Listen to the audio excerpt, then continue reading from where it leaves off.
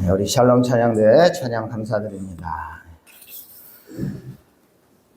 저도 이제 제가 이제 이 안경이 다초점 렌즈입니다. 이게 그래서 이제 멀리도 보이고 가까이서도 보이고 하는 렌즈인데, 이 다초점 렌즈가 이렇게 멀리 보다가 가까이 있는 걸 딱 봤을 때 초점이 잘 안 잡히는 경우가 있어요. 그래서 이 제가 어떤 때 보면 이게 다음 찬송가가 잘 숫자가 이게 긴가민가 할 때가 있어요.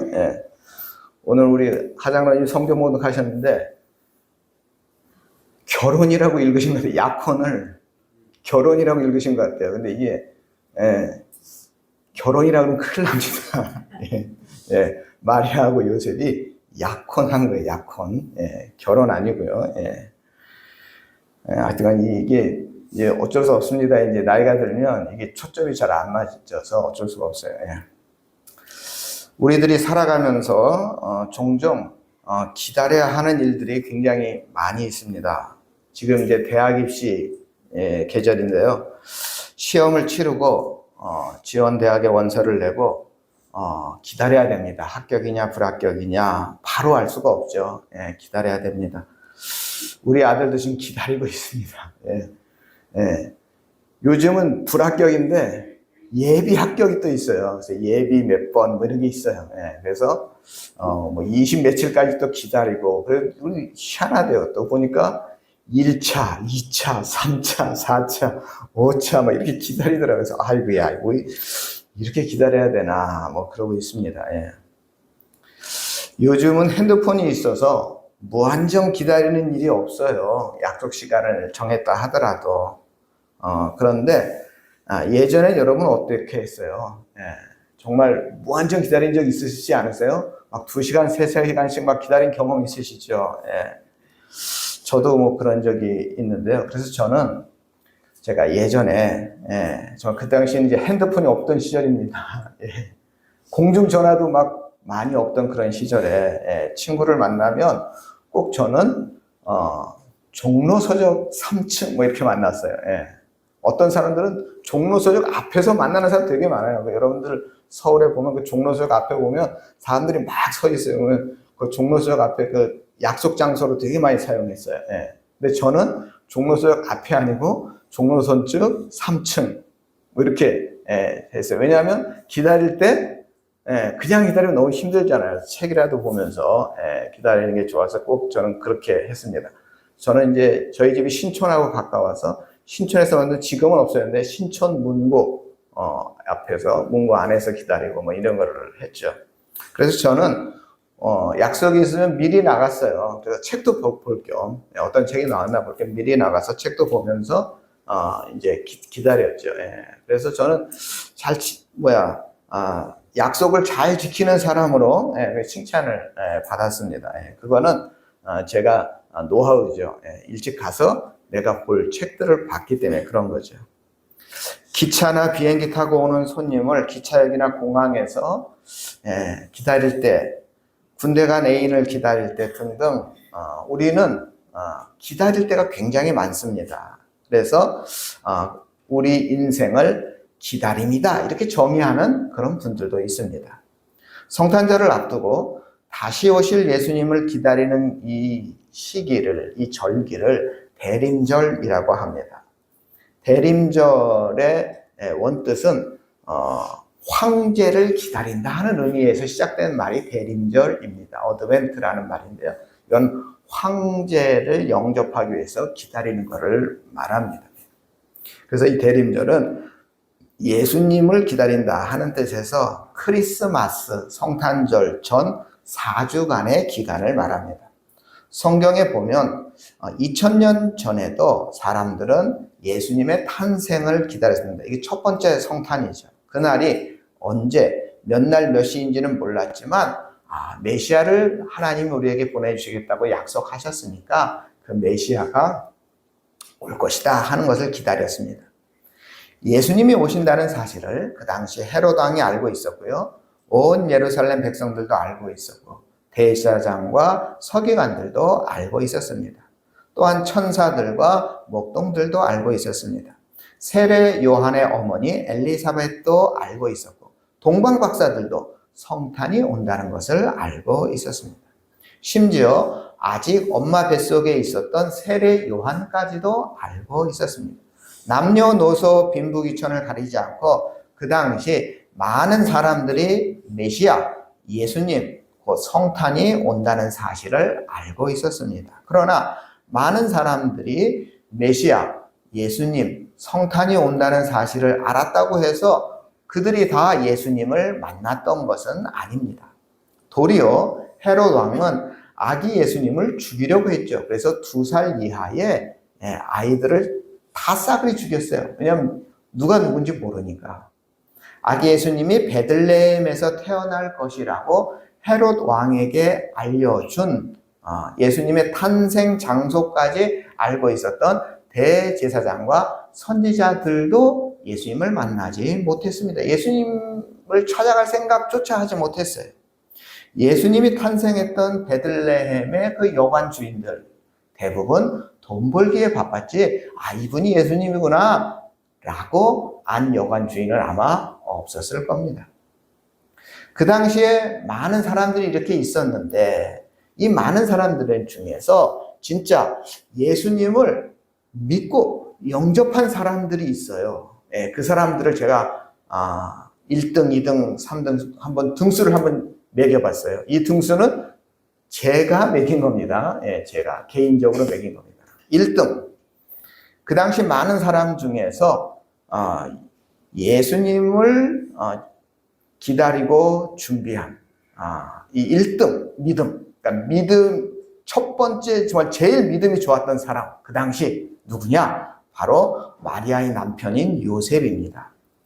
요셉은 믿음으로 성탄을 준비한 대표적인 사람입니다. 요셉은 처음에 마리아 동정녀의 잉태를 믿지 못했습니다. 그러나 주의 사자가 마리아가 성령으로 잉태됐다고 알려줬어요. 그러자 요셉은 즉시 믿었습니다. 이러한 요셉의 믿음은 결코 쉬운 일이 아닙니다. 주의 사자가 알려주었으니 믿을 수 있는 거 아니야? 이렇게 쉽게 생각할 수 없습니다. 세례 요한의 아버지가 샤가랴인데 이 샤가랴와 요셉을 한번 비교해 보면 샤가랴는 제사장이고요. 또 아들을 굉장히 원했습니다. 그래서 주의 사자가 이 제사장 샤가랴에게 앞으로 아들이 태어날 거다. 그가 세례 요한이다 하는 사실을 주의 사자가 알려줍니다. 요셉은 주의 사자를 꿈에서 만났어요. 그런데 샤가랴는 성전에서 지성소에서 주의 사자를 만났습니다. 그럼에도 불구하고 제사장 샤가랴는 믿지 않았습니다. 누가복음 1장 8절에 보면 샤가랴가 천사에게 이르되 내가 이것을 어떻게 알리오? 내가 늙고 아내도 나이가 많습니다. 제가 늙었고 아내가 나이가 많은데 어떻게 아들을 낳을 수 있겠습니까? 하고 천사의 말을 믿지 않았습니다. 지성소에 나타난 하나님의 사자의 말을 믿지 않았습니다. 그래서 어떻게 되었을까요? 샤가랴가 벙어리가 되었습니다. 요한이 태어날 때까지 말을 할 수가 없었어요. 우리 화면을 보실까요? 우리 함께 이거 아닌데 이거 아닌데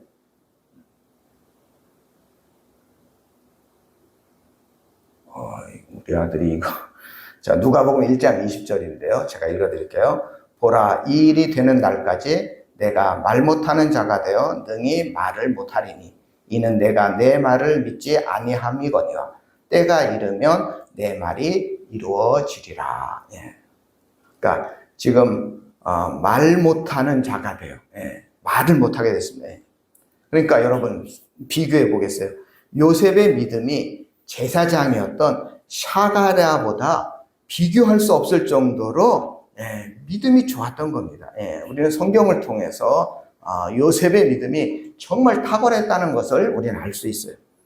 요셉과 마리아를 비교해 보아도 요셉의 믿음이 결코 뒤지지 않습니다.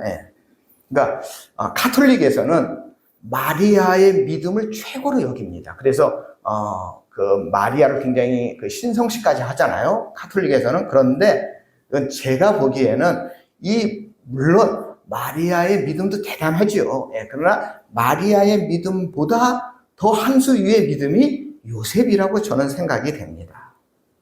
요셉과 달리 마리아는 주의 사자가 직접 이 마리아에게 나타나서 대화를 나눴고요. 결정적으로 예수님의 잉태는 마리아의 몸속에서 일어난 역사예요. 믿기 어려운 일이지만 마리아는 자신의 몸의 변화를 통해서도 알 수 있었어요.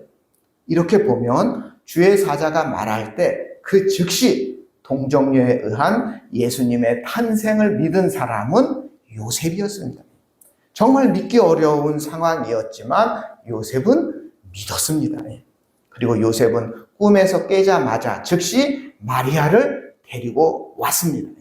아직 약혼 상태이기 때문에 같이 살고 있지 않았죠. 옛날에는 요즘처럼 미리 동거하거나 그러지 않았습니까?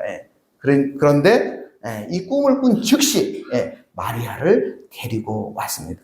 부정한 여인으로 생각하여 조용히 마리아를 멀리하려 했던 요셉은 잠에서 깨어 일어나자마자 주의 사자의 분부대로 행하여 그의 약혼녀 마리아를 자기 집에 데리고 왔습니다. 그래서 종교개혁자 마틴 루터는 성탄에 있어 가장 큰 기적은 동정녀 마리아가 잉태한 것이 아니라 요셉이 그것을 믿은 것이다, 이렇게 말했습니다. 저는 이 말에 전적으로 동감합니다. 2000년 전에 아기 예수가 이 땅에 오셨음을 우리 성도님들 믿으십니까? 우리를 구원하기 위해서 만왕의 왕께서 이 땅에 오셨음을 믿어야 합니다. 이것을 믿는다면 우리는 순결한 삶을 살아야 합니다. 요셉은 순결한 삶을 통해 성탄을 기다렸습니다. 성탄절은 놀고 먹고 즐기기 위한 날이 아닙니다. 성탄은 말 그대로 하나님의 아들 예수 그리스도의 거룩한 탄생, 거룩한 날입니다. 요셉은 말씀을 받아들이고 말씀에 순종했을 뿐 아니라 순결한 삶을 통해서 아기 예수님의 탄생을 기다렸습니다. 성경은 요셉이 아들을 낳기까지 동침하지 아니하니라 라고 증거하고 있습니다. 요셉은 거룩한 하나님의 아들을 맞이하기 위하여 자신도 경건한 거룩한 삶을 살았습니다. 요즘 성탄절 풍경을 보면 이처럼 정결한 성탄 문화는 없고 활락이 넘치는 세상 문화만 가득합니다. 우리 모두 순결한 삶을 살아감으로 고요하고 거룩한 성탄절을 맞이해야 하는 것입니다. 눈이 와서 화이트 크리스마스가 아니라 정말 우리의 거룩한 순결한 믿음으로 인해 세상이 깨끗하고 순결해지는 정말 말 그대로 화이트 크리스마스를 만들어가는 우리 전원교회 성도님들이 다 되시길 주님의 이름으로 축원합니다. 두 번째로 이등으로 두 번째로 믿음이 좋은 사람은 마리아라고 생각합니다. 마리아는 정말 믿음으로 성탄을 준비한 사람입니다. 요셉과 약혼한 마리아에게 천사가 성령의 능력으로 하나님의 아들을 잉태할 것이라 가르쳐 줍니다. 이에 대해 마리아는 하나님의 모든 말씀은 능치 못함이 없습니다 라고 고백을 하고요. 주의 계집종이오니 말씀대로 내게 이루어지이다 라고 아주 담대하게 믿음을 고백합니다. 마리아는 하나님의 말씀대로 동정녀 탄생과 아기 예수님이 구세주로 오시는 것을 전적으로 믿었습니다. 이와 같이 예수님에 대한 믿음이 없는 성탄은 사실 성탄절이라고 할 수 없겠죠. 처녀인 마리아의 입장에서 보면 임신했다는 소식은 천사가 전해준 말이라 해도 절대로 은혜로울 수가 없습니다. 인간적으로 처녀의 임신은 수치며 율법적으로는 죄인입니다. 그러나 하나님은 인간의 생각과 율법 위에 계십니다. 모든 권위의 근거가 되신 하나님께서 마리아의 육체를 통해 예수님을 이 땅에 보내시겠다 말씀하셨습니다. 이것은 인간의 수치도 아니고 율법적으로도 죄인이 되는 것이 아닌 이 땅을 구원하고 마리아의 몸이 인류를 구원하는 축복의 통로가 되는 것입니다. 그래서 마리아는 적극적으로 준비하고 적극적으로 성탄을 준비했습니다. 사실 천사의 말을 듣고 말씀대로 내게 이루어지이다. 이렇게 말하는 것이 결코 쉬운 일이 아니었을 것입니다. 마리아는 남자를 알지 못합니다. 동정녀 탄생은 역사 이래로 단 한 번도 없었습니다. 성경 어디를 봐도 처녀가 잉태한 사건은 없었습니다. 더군다나 마리아는 이미 약혼한 상태입니다. 파혼을 당할 수도 있습니다. 영원히 가족과 친척, 친지들로부터 외면을 당할 수 있는 상황입니다. 더군다나 그 당시에 처녀가 잉태하면 돌에 맞아 죽는 그런 일도 흔했습니다. 그런 상황임에도 불구하고 마리아는 자신의 몸을 헌신한 것입니다. 누가복음 37장 38절인데요. 우리 화면 보시고 우리 함께 읽겠습니다. 대저 하나님의 모든 말씀은 능하지 못하심이 없느니라. 마리아가 이르되 주의 여정이오니 말씀대로 내게 이루어지이다 하매 천사가 떠나가니라. 마리아가 은혜 받은 자가 된 이유는 잉태한 모습을 다른 사람들이 보았을 때 오해의 소지가 많음에도 불구하고 상황을 두려워하지 않고 말씀대로 이루어지기를 바라는 믿음이 있었기 때문입니다. 하나님의 놀라운 은혜가 충만한 자가 된 것, 바로 이 믿음 때문입니다. 자신이 오해를 받는 상황보다 하나님의 뜻과 말씀이 먼저 이루어지는 것이 옳습니다 라고 마리아가 고백했고, 이것이 은혜와 은총을 받은 자의 본보기가 된 것이죠. 말씀대로 이루어지기를 소망한다는 것은 자신이 하나님의 종이라는 사실을 인식하는 자기의 위치를 알고 있었다는 뜻이기도 합니다. 이와 같이 하나님은 창조주이시고 나는 그 말씀에 순종하는 피조물이라는 나의 위치를 바로 알고 있는 사람에게 하나님의 놀라운 은혜와 은총이 임한다는 사실을 꼭 깨달으시기를 바랍니다. 우리가 오늘 마리아에게 배워야 하는 점은 바로 이 점입니다. 더 놀라운 것은 이 위험천만한 상황에서 마리아는 찬양을 합니다. 기쁨의 찬양을 하는데요. 마리아는 예수님을 잉태하자 곧장 자기의 사촌인 엘리사벳을 찾아갑니다. 그래서 엘리사벳에게 가서 아기 예수님을 잉태한 것을 찬양하거든요. 그러니까 엘리사벳도 세례 요한을 뱃속에 품고 있어요. 그리고 마리아도 예수님을 잉태해서 배에 예수님이 계셔요. 이 배에 두 아기를 잉태한 두 사람이 만나요. 만나서 한 게 뭐냐? 마리아가 찬양한 거예요. 이 모습이 이제 성화로 이제 그려놓은 걸 보면 이 배 나온 두 사람이 만나서 이렇게 아주 기쁨의 찬양을 부르는 그런 성화가 있어요.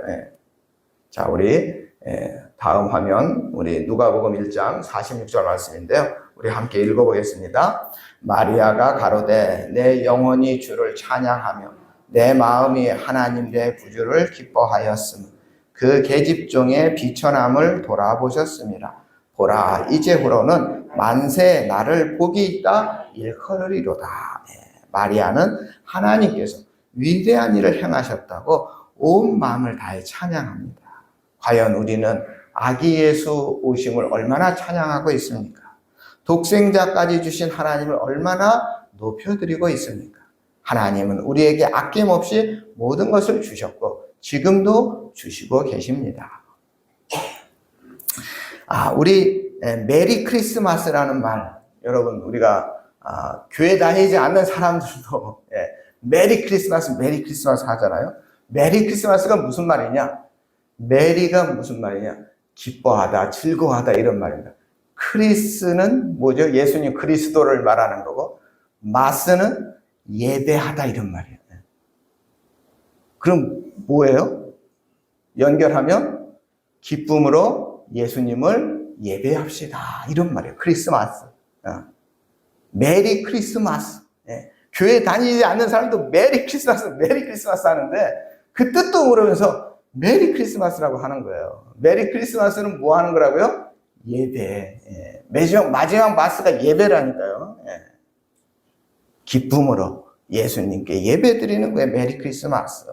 그런데 메리 크리스마스라고 하면서 주인공은 예수님이 아니고 산타클로스가 되어 있는 것이 지금 현재의 안타까운 일입니다. 예. 특별히 우리 전원교회 성도님들, 예수님이 구세주로 오셨음을 선포하고, 예, 정말 말로만 메리 크리스마스 하는 사람들에게, 예, 우리가 예수님께 예배해야 한다 하는 것을 가르치실 수 있기를 바랍니다. 아직까지 구원 못한 가족들, 친척들, 친구들, 이웃들에게 하나님의 아들 예수님을 믿으면 구원받는다 하는 사실을 꼭 전하시기 바랍니다. 우리 첫 번째가 누구라 그랬죠? 네? 요셉, 예, 2등이 마리아. 이건 제 기준입니다. 이게 제 기준, 이게 신학적으로 이게 정립이 되어 있는 건 아닙니다. 예, 요셉. 그 다음에 세 번째는 누구냐? 목자들입니다. 목자들. 양을 치던 목자들. 성탄이 갖고 왔을 때 유대 땅 전체는 호족 정리하라고 했죠. 예, 그래서, 요셉과 마리아도 이제 베들레헴으로 막 가잖아요.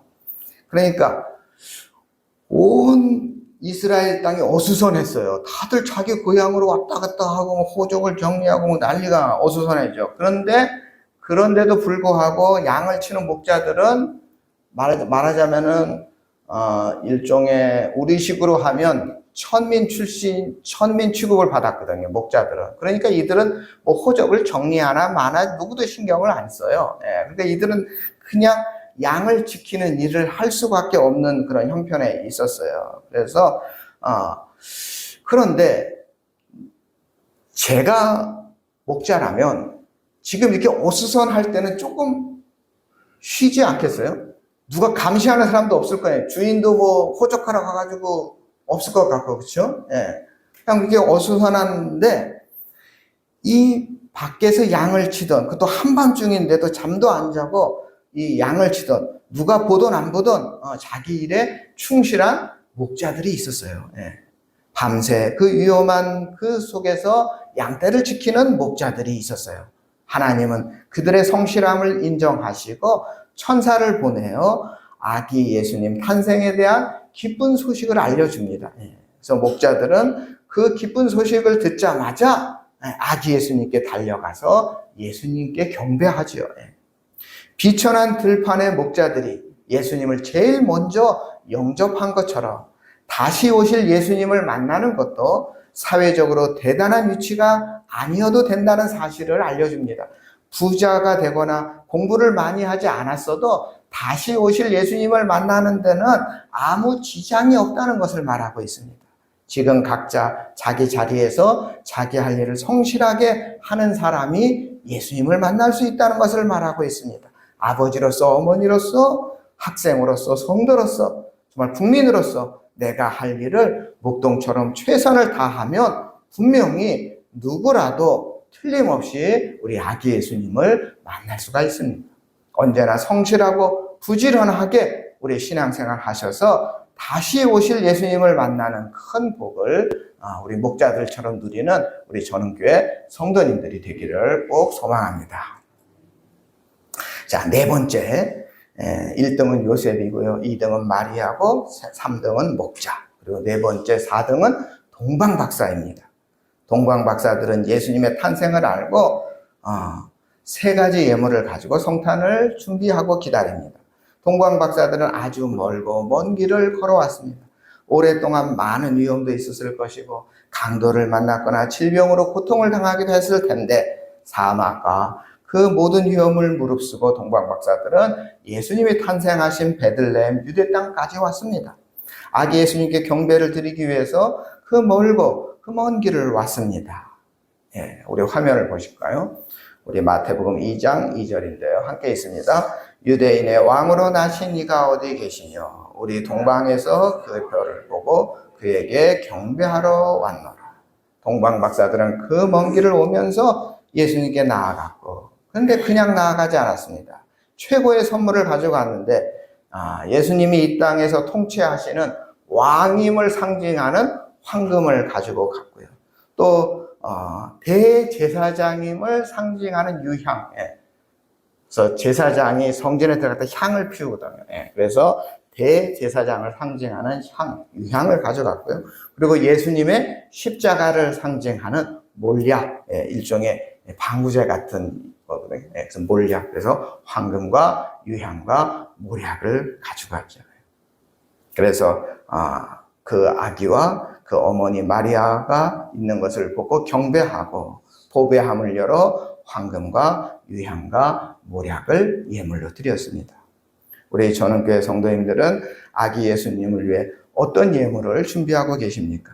내게 있는 가장 귀한 것 예수님께 드리시기 바랍니다.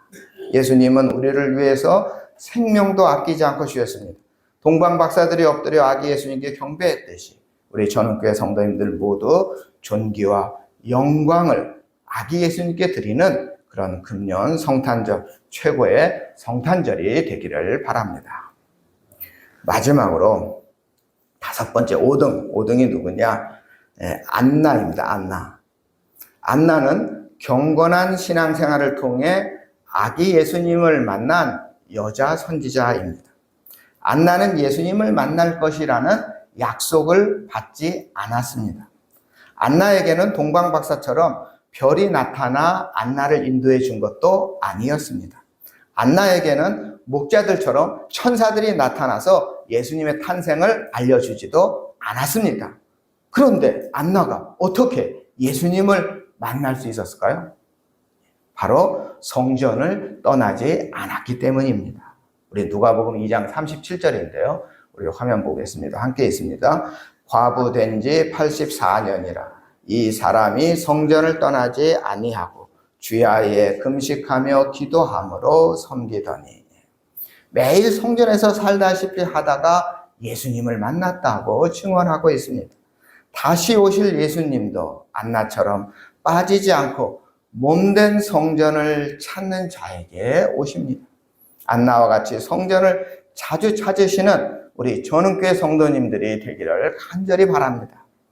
제가 중학교 다닐 때 교회에서 우리 많이 놀았던 것 같아요. 그 당시는 뭐 요즘같이 PC방 이런 게 없어서 그랬을 것 같긴 한데, 하여튼 저희는 교회에서 놀았던 것 같아요. 친구들이랑 교회 가서 교회 마당에서도 놀고, 교육관 같은 그런 방에서도 놀고, 하여튼간 놀았던 것 같아요. 그런데 본당은 못 들어가겠어요. 목사님이, 전도사님이 그 예배당 본당은 못 들어가겠어요. 다른 데 노는 거는 뭐 전혀 지장이 없었는데 본당은 못 들어가겠어요. 왜냐하면 예전에는 예배당에 와서 기도하시는 분들이 종종 많았습니다.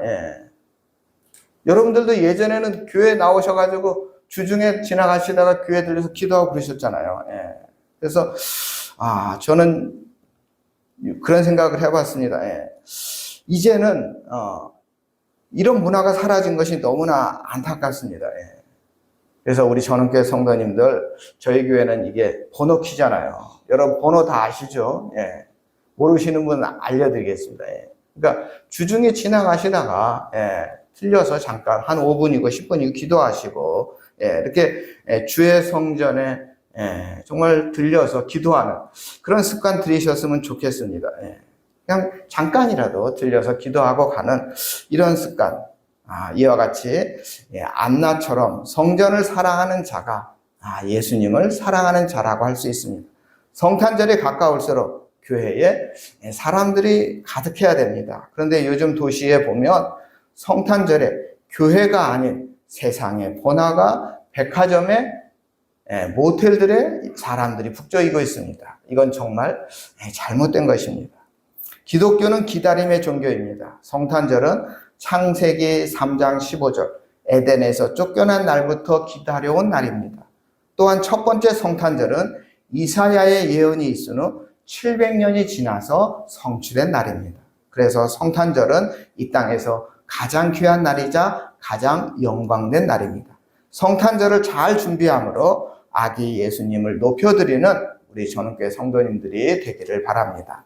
다시 오실 예수님을 만나는 영광을 꼭 누리시기를 바랍니다. 하나님께는 영광이요 땅에는 평화가 가득한 우리 전원교회 성도님들이 다 되시길 주님의 이름으로 축원합니다. 사랑의 하나님 감사합니다. 우리도 요셉처럼 마리아처럼 목동들처럼 동방박사들처럼 안나처럼 성탄절을 잘 준비하여 진리이신 예수님을 바르게 만나게 하여 주시옵소서.